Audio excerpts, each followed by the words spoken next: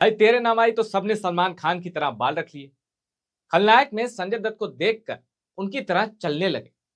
कुछ लोगों के लिए सिनेमा का मतलब, सिनेमा के इम्पैक्ट का मतलब यहीं तक सीमित होता है।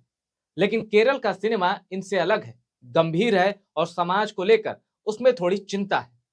लोग कहते हैं ना कि सिनेमा समाज का आईना है, लेकिन केरल अब इस उन्नत लेवल तक पहुंच गया है कि वहां का समाज सिनेमा का आईना बन चुका है।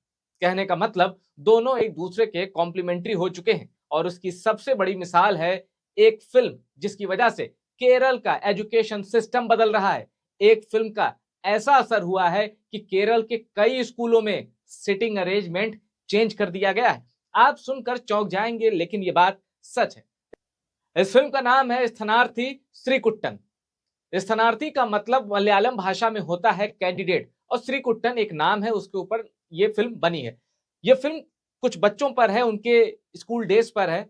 और सबसे बड़ी बात जिस वजह से यह फिल्म पूरे केरल में सुर्खियां बटोर रही है वो कहानी और अभिनय तो है ही। इसमें सिटिंग अरेंजमेंट की एक ऐसी शैली दिखाई गई है जो अभी तक स्कूलों में नहीं फॉलो की जाती। जब लोगों ने ये फिल्म देखा, फिल्म के क्लाइमैक्स सीन में उस सिटिंग अरेंजमेंट के बारे में विस्तार से बात है।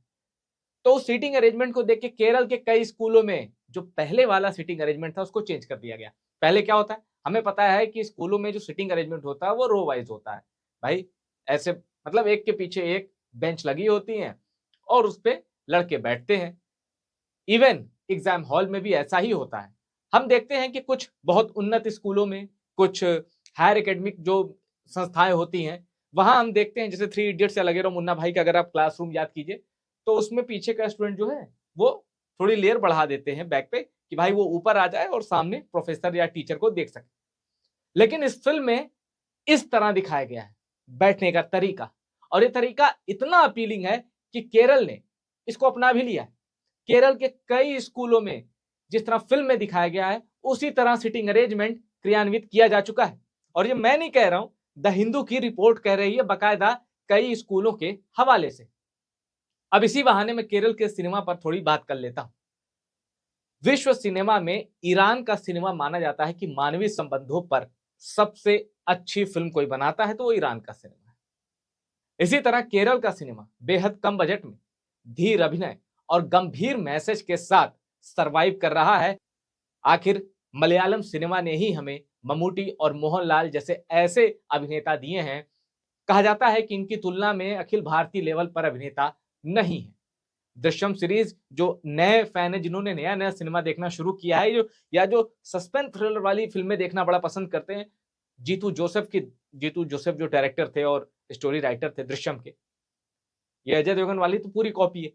लेकिन मोहनलाल ने जो दृश्यम बनाई वो साउथ की ही बाकी सिनेमा में कॉपी हुई। कमल हासन ने भी वो भूमिका निभाई दृश्यम में, लेकिन जो ओरिजिनल थी वो मलयालम की थी, यानी केरल से निकली थी दृश्यम। क्या अद्भुत मूवी, दृश्यम 1 भी, दृश्यम 2 भी। लेकिन उससे पहले भी केरल और मलयालम सिनेमा से कई ऐसे फिल्में निकल चुकी हैं जो बहुत ही अपीलिंग थी। हमें केरल सिनेमा की बात करें तो एक नए एक्टर हैं जोसेफ जॉर्ज, जिनको जोजू जॉर्ज के नाम से भी जाना जाता है। आप कभी उनकी एक्टिंग देखिएगा, वो हीरो आने वाले सालों में भारत में चमकने वाला है। असाधारण अभिनय करते हैं वो लोग, और ऐसा लगता है हमारे बीच से उठकर गए। मानवीय संबंधों पर केरल जैसा सिनेमा भारत में नहीं है। समाज समाज के ताने बाने पर केरल जैसा सिनेमा नहीं है। और इस पर जो मील का पत्थर है ना, जिसको कहते हैं बेंचमार्क, वो बेंचमार्क साबित हुई है स्थानार्थी श्रीकुट्टन। एक फिल्म में, एक प्राइमरी स्कूल में सिटिंग अरेंजमेंट दिखाया जाता है और वो सिटिंग अरेंजमेंट कई स्कूलों में अडॉप्ट कर लिया जाता है। फिल्म बनाने वाले मेकर को तो सलाम है ही, और डायरेक्टर साहब की ये पहली मूवी थी, 2024 में आई थी, अच्छा बिजनेस किया था। IMDb पे 7 की रेटिंग है, 6.9। और जून 2025 में OTT पे आई, बड़ा ही जबरदस्त रिस्पांस मिला। तो मेरा मतलब फिल्म को प्रमोट करना नहीं है मेरा मकसद ये है कि और फिल्म देखनी भी चाहिए अगर अच्छी भावना के साथ बनी है, IMDb पे रेटिंग भी हाई है, सामाजिक मैसेज भी है।